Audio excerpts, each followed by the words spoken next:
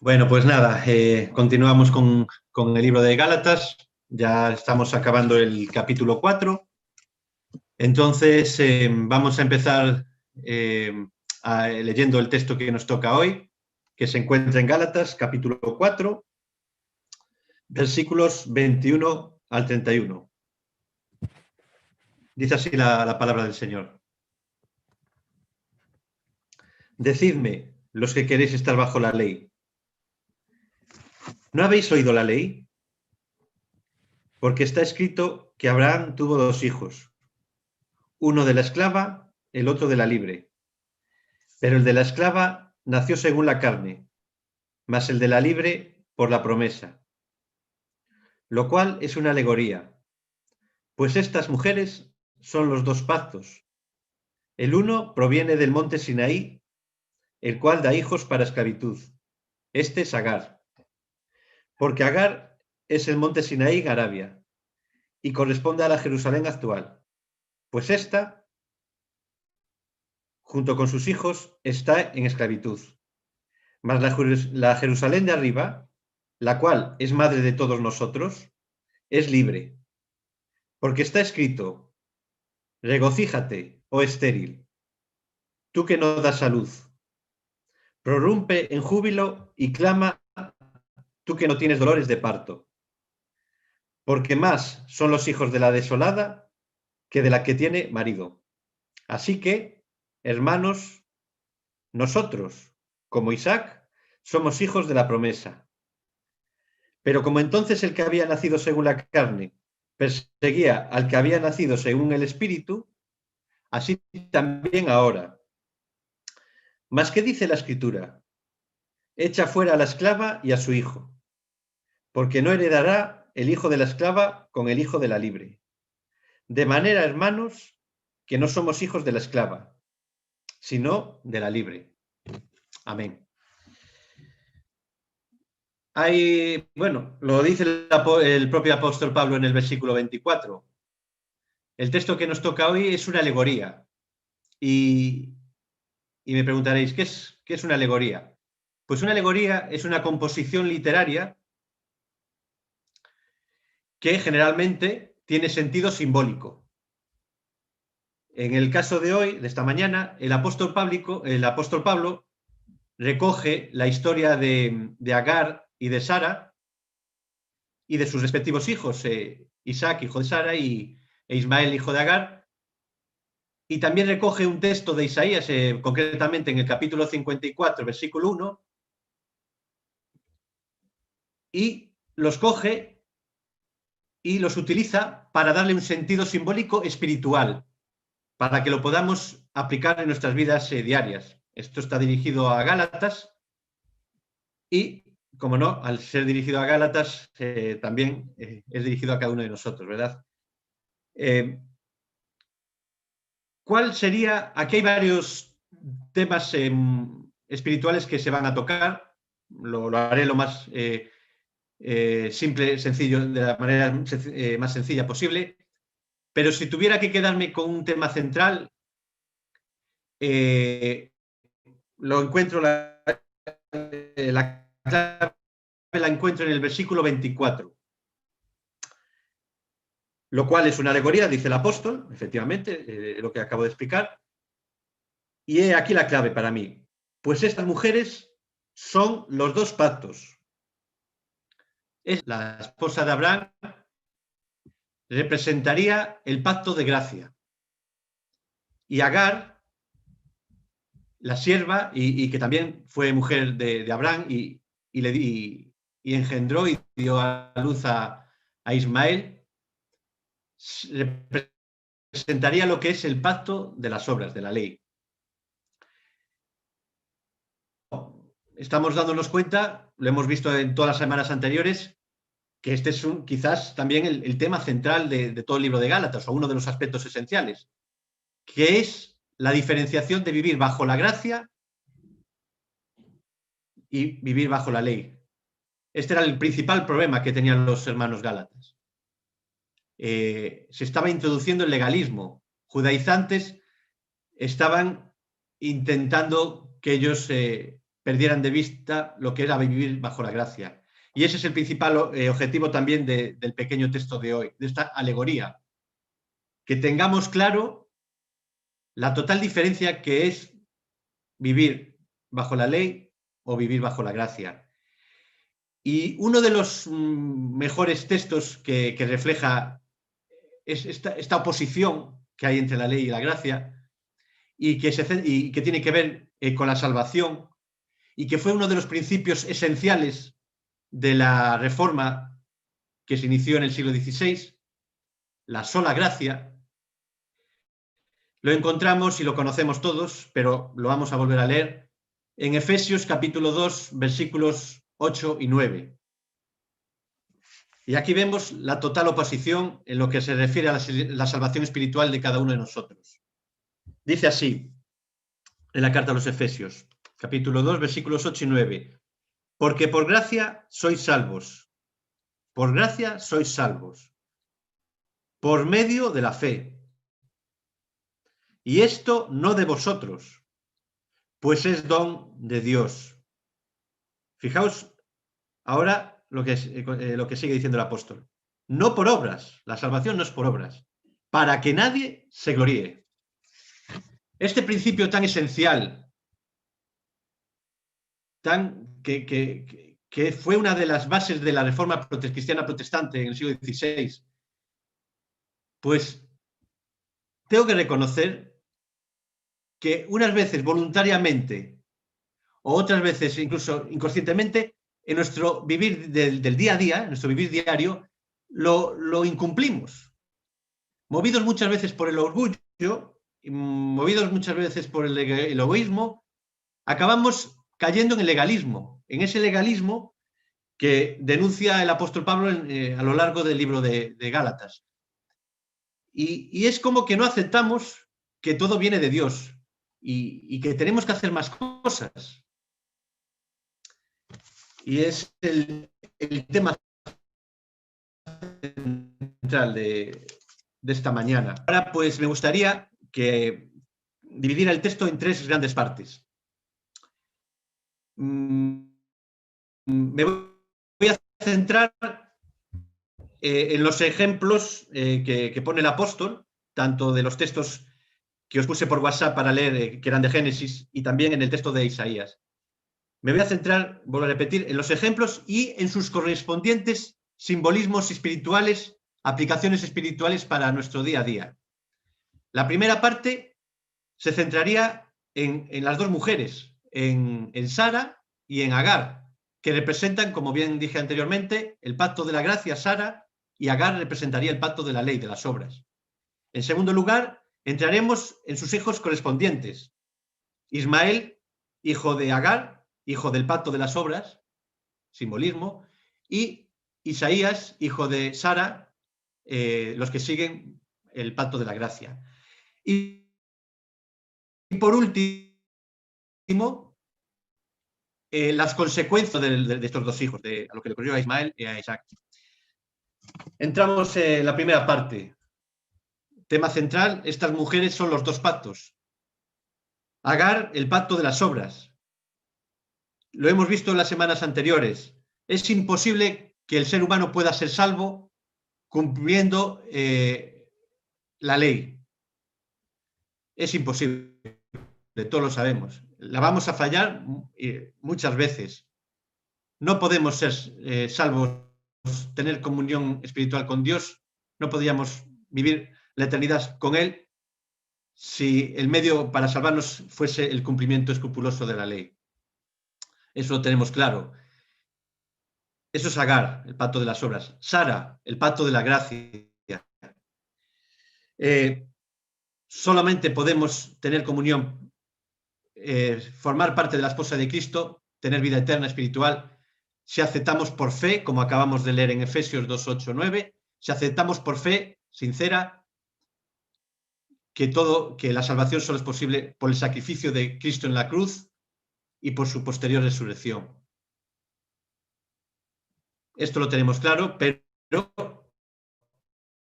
la esencia. Y desgraciadamente estamos muchas veces viviendo de forma legalista. Y es lo que le ocurría a nuestros hermanos gálatas 2000 años atrás. Seguimos. Siguiendo en lo que representan estas dos mujeres, hay varios detalles. Primer detalle que encuentro. Sara era la esposa original de Abraham. Además, Sara era mayor que Agar. Y lo mismo ocurre, simboliza lo que es el pacto de la gracia. Es que el pacto de la gracia es anterior al pacto de las obras. El pacto de la gracia ya era anterior a lo que Dios le dio a Moisés en el monte del Sinaí. El pacto de la gracia era anterior incluso a cuando Adán y Eva estuvieron en el huerto del Edén y le desobedecieron. Todo ya estaba en la mente del Señor, todo estaba preparado. Es un pacto anterior a la antigüedad, anterior a la creación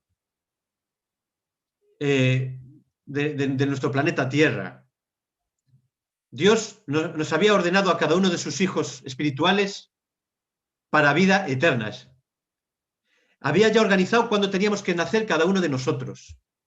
Y sabía cuándo íbamos a ser salvos. Y sabía que el único medio para poder ser salvos era a través de la muerte en la cruz del Calvario, del sacrificio de su Hijo unigénito por amor a cada uno de nosotros. El pacto de la gracia era anterior. Hay textos que lo reflejan. Simplemente os voy a leer uno que me parece bastante contundente. Romanos 9:23. Y para hacer notorias las riquezas de su gloria, fijaos, el pacto de la gracia es para hacer notorias las riquezas de su gloria, las mostró para con los vasos de misericordia. Cada uno de los creyentes genuinos que formamos la Iglesia Universal a lo largo de la historia, somos esos vasos de misericordia.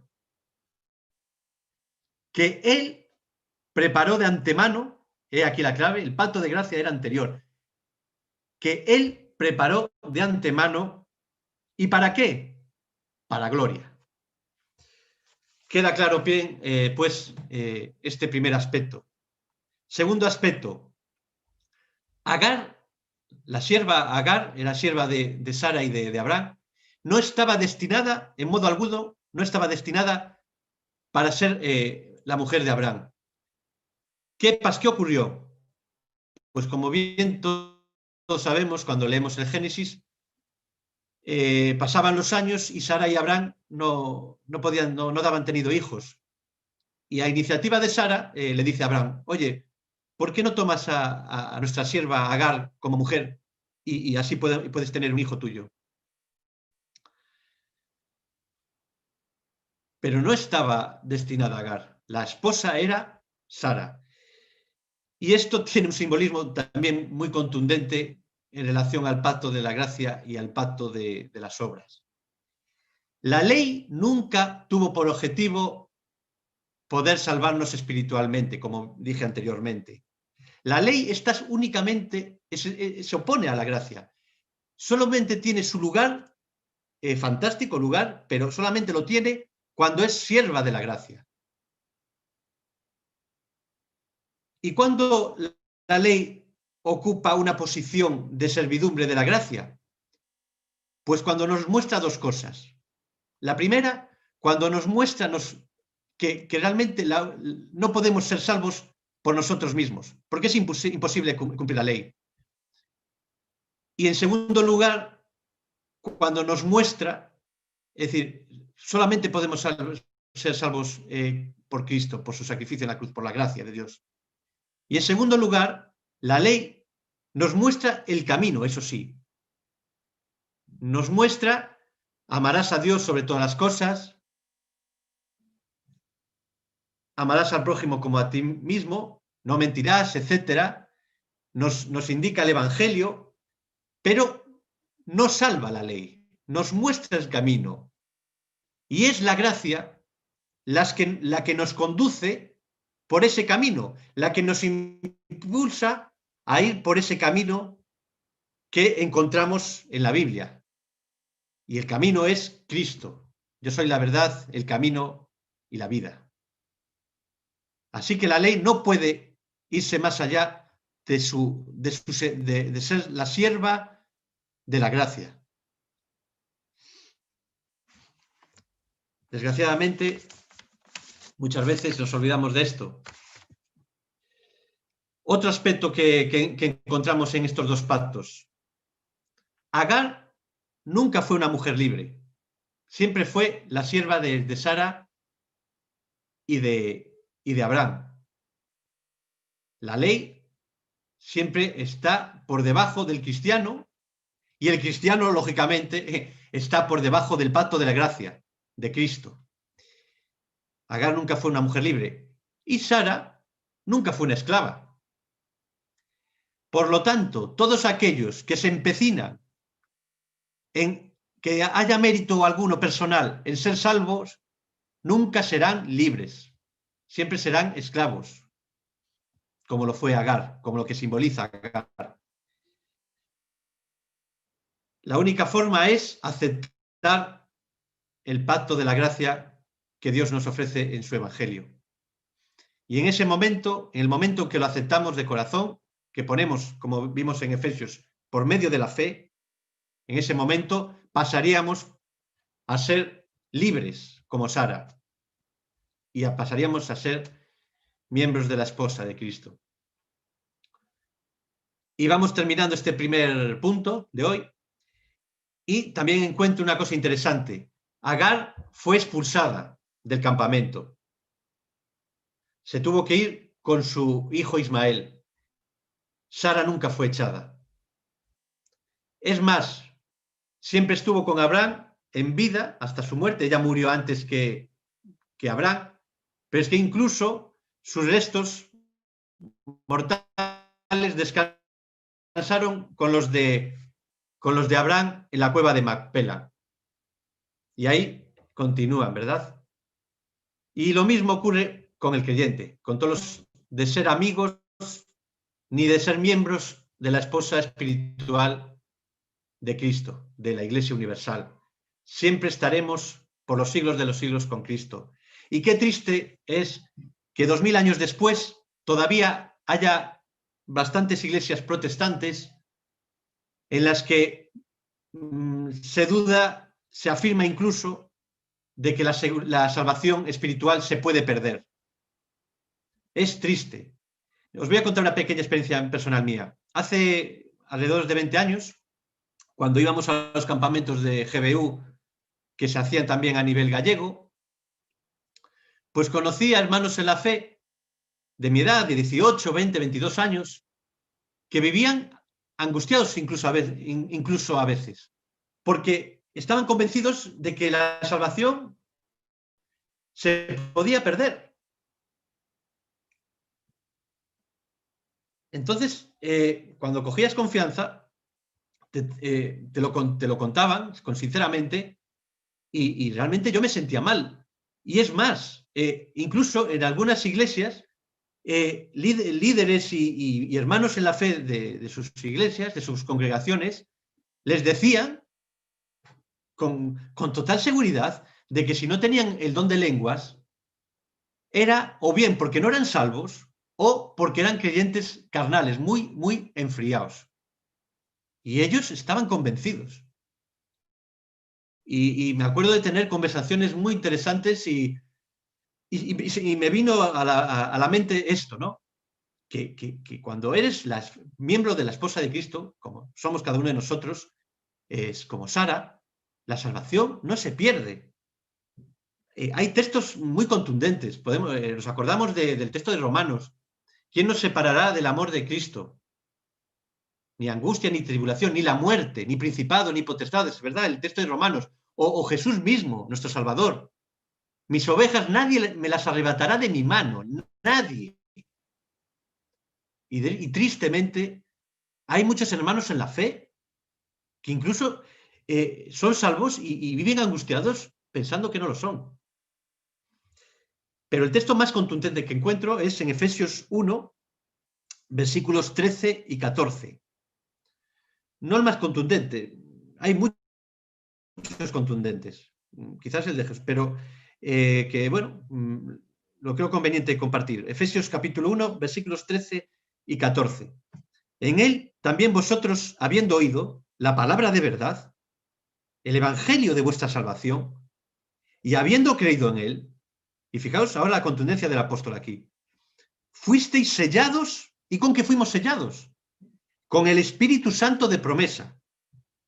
Nada más y nada menos. Con el Espíritu Santo de promesa. Que es las arras, arras es la prueba, la señal, el pacto. Cuando uno compra el piso, da unas arras. Pues nuestra prueba, nuestra señal de ese pacto que Dios va a cumplir, es nada menos que el Espíritu Santo que mora en cada uno de nosotros. Qué fuerte, ¿verdad? Que es las arras de nuestra herencia hasta la redención de la posesión adquirida. Estamos con esa esperanza de nuestro... estamos como peregrinos aquí, esperando esa redención, esa posesión que el Señor tiene para cada uno de nosotros. Posesión adquirida por la gracia de Dios, no por nuestros méritos. ¿Y para qué es esto todo? Fijaos cómo termina el texto. Para alabanza de su gloria. Todo esto, el pacto de la gracia, el que podamos ser salvos y estar con Cristo para siempre, tiene un principal objetivo, para alabanza de su gloria. ¡Qué maravilla! Todo es mérito del Señor, todo. Segundo aspecto, vamos avanzando. Entramos con los hijos de cada una de ellas. Isaac representa a todos aquellos que deciden seguir el pacto de la gracia. E Ismael representa a todos aquellos que no aceptan el pacto de la gracia, el evangelio, y que deciden empecinarse en vivir en sus méritos, en cumplir, en vivir por las obras, en cumplir la ley, en su esfuerzo personal únicamente. Todos nacemos legalistas. Desde pequeñitos nos enseñan a cumplir normas, a tener educación, haz esto, no hagas esto, etcétera, etcétera. Y intentamos cumplir esas normas para agradar a nuestros padres, para agradar a nuestros familiares, amigos. Y llega un momento en que algunos de nosotros pues decidimos creer en Jesús, creer en ese evangelio de la gracia. Y a partir de ese momento pasamos a ser, al igual que Sara, hijos de la promesa. Perdón, que al igual que Sara, no, que al igual que Isaac, hijos de la promesa, seguidores del pacto de la gracia. Esto es importante. Si observamos la vida de Ismael, Ismael, chico. Incluso a Abraham le dolió en gran manera, y lo podéis ver en los textos, el tener que expulsarlo del campamento. Le dolió en gran manera. Pero tuvo que ser expulsado. Es más, no le guardó rencor a Abraham. Y cuando su padre falleció, su padre Abraham falleció, acudió junto a su hermano Isaac allí a Macpela para enterrar los restos de su padre. Y de aquellas no había coches ni medios de locomoción. Ahí se ve que Ismael era un buen chico. Pero, pues que cada uno de nosotros nos hemos relacionado también con personas respetables, decentes, buenos profesionales, con una ética de vida muy respetable, de los que yo personalmente aprendo muchas cosas todos los días. El Señor me enseña muchas cosas a través de personas con las que me relaciono, pero que no han aceptado el pacto de la gracia. Hay muchos Ismaeles a nuestro alrededor que nos observan y por los que debemos estar preocupados y orando constantemente para que acepten el pacto de la gracia. Pero no nos olvidemos que también Dios los utiliza para que aprendamos lecciones.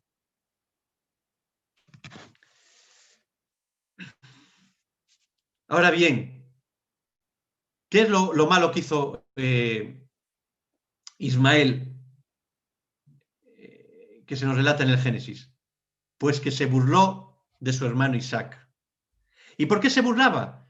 Porque, lógicamente, tuvo celos, se dio cuenta de que ya no tenía las mismas atenciones que antes, que Isaac era el hijo de la promesa, que Isaac era de la esposa que Abraham amaba, Sara. Y eso le producía celos y hacía que él se burlase, que procurase ridiculizar a su hermano Isaac. Y esto también se nos relata en los textos de Génesis que os compartí por WhatsApp, ¿verdad? Y esto también ocurre con muchas personas que viven a nuestro alrededor y que no aceptan el pacto de la gracia. Ismael era más fuerte, al ser mayor que Isaac, por sí mismo era más fuerte física y psicológicamente que su hermano Isaac. Y lo mismo pasa hoy en día. Muchas personas que se empecinan en vivir en el pacto de las obras tienen argumentos muy contundentes, manifiestan una aparente seguridad en sí mismo cuando les predicamos el Evangelio, cuando les predicamos de que solo se puede ser salvos, podemos ser salvos a través de Cristo. Y cuando les queda claro que solamente se puede ser salvo por los méritos exclusivos del sacrificio de Cristo, y que hagas lo que hagas, no vas a poder salvo por algo de tus méritos, es ahí cuando muchos se cierran en banda. Se cierran en banda ateos, agnósticos que ya no creen en Dios, pero también se cierran en banda miembros bautizados de iglesias católicas, protestantes y ortodoxas, que no les entra en la cabeza de que no se necesita algo de nuestros méritos personales para poder ser salvos. Y el apóstol se daba cuenta de esto. Y con su experiencia misionera, con su experiencia de evangelizar a miles y miles de personas, cuando le escribe a los Corintios en 1 Corintios capítulo 1, versículo 18, les dice lo siguiente: porque la palabra de Dios es locura a los que se pierden. No les entra en la cabeza que solamente por creer por medio de la fe que la salvación es a través de Cristo, ya es suficiente. Y por eso les parece locura. Pero a los que se salvan, esto es, a nosotros, es poder de Dios. Esta era la grandísima diferencia entre los que simbolizan Isaac e Ismael. La grandísima diferencia entre los hijos del pacto de la gracia y los hijos del pacto de las obras.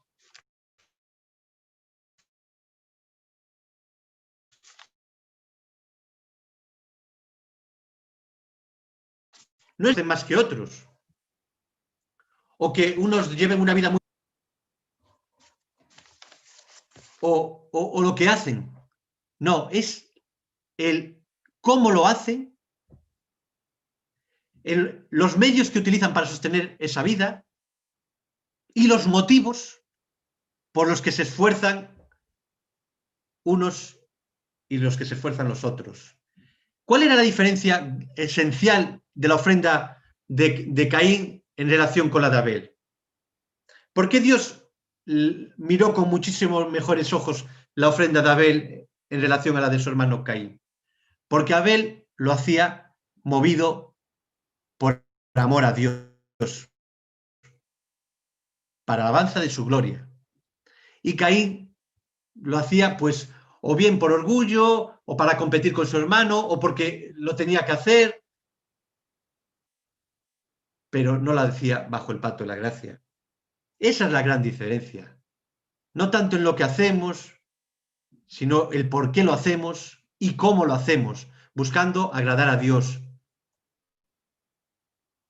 buscando hacer su voluntad, porque Él nos amó primero.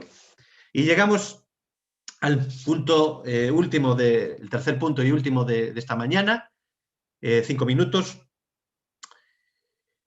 y que sería que reflexionásemos en lo que le sucedió a cada uno de los dos hijos. Isaac, como hijo de la promesa, recibió toda la herencia. No la recibió. Si bien es cierto que Abraham le dio regalos y después de ser expulsado con su madre Agar, que como bien sabéis estuvieron a punto de morir, pero el Señor los tenía un plan para ellos, pues Ismael recibió muchos regalos y fue una persona rica, poderosa y padre de príncipes.